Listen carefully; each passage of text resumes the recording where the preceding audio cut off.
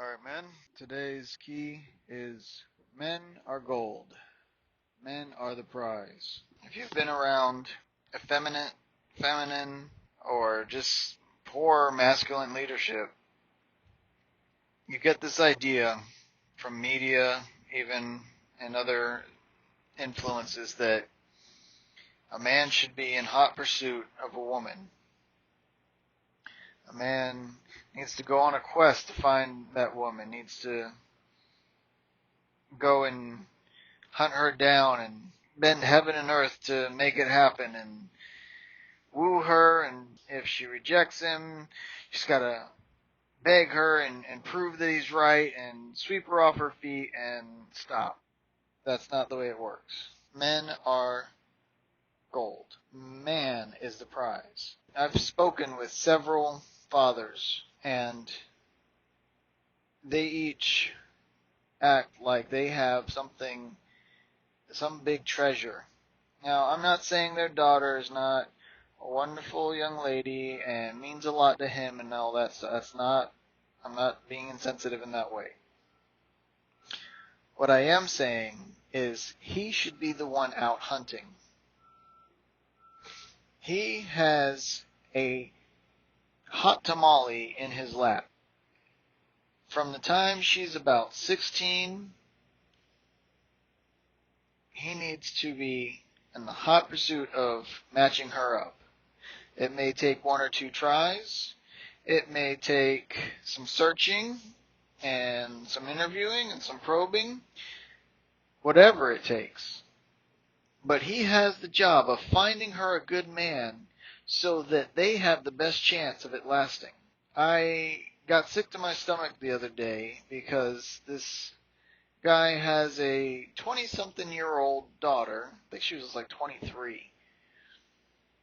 And he wanted to put all these hoops before me that I had to jump through. Now, I'm not saying a man cannot have standards that he wants his daughter's husband to meet. You know, there's class, there's wealth, Torah, first and foremost. I mean, that's the standard.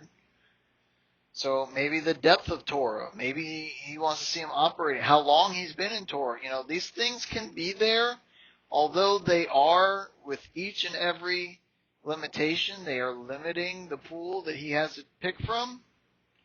But that might be exactly what he wants. Either way, at 23 years old, it was almost an insult. That girl should have been married off a long time ago. And I got the feeling that he was just starting to take this serious. So not only has he done her an injustice by taking so long, but it doesn't look like he's doing her any favors by stretching it out farther the way he is. Anyway, back to the men. Men, again, you start with finding your calling, your purpose, your reason for being created. You find that, you get on it, you stick to it. Word's going to get around, people are going to see you moving and operating in that. And the word is going to spread, or she's going to see you, her father's going to see you. I'm not saying don't hunt at all. Don't make connections. Don't speak to fathers. I'm not saying that. But if we look at the scale, let's give that a 25, and 75% of this is Yahuwah bringing her to you. What you want is her to lock into you. When a woman wants to be a part of your family, that's the best you can ask for. A Torah-following woman who, has the track record of character, has all the things going for these girls. All right, think about cutting yourself short. The best versus the greatest.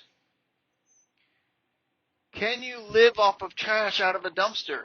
Yes, people do it all the time. But would you rather not have fresh. You can have aged steak out of the dumpster, or you can have fresh steak on the table. A woman that knows her worth, who has worked hard to make herself acceptable, presentable, a good acclamation to a family. That's what you want.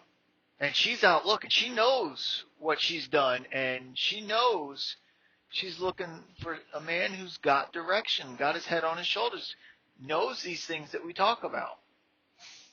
So you have to ask yourself, have I begun to put these keys in place? And the most important key, finding your calling, your purpose, for why you were created. If you haven't got that, you need to be pressing in to find that. You need to be presenting yourself before the King daily, asking him to reveal more of it to you, to give you understanding.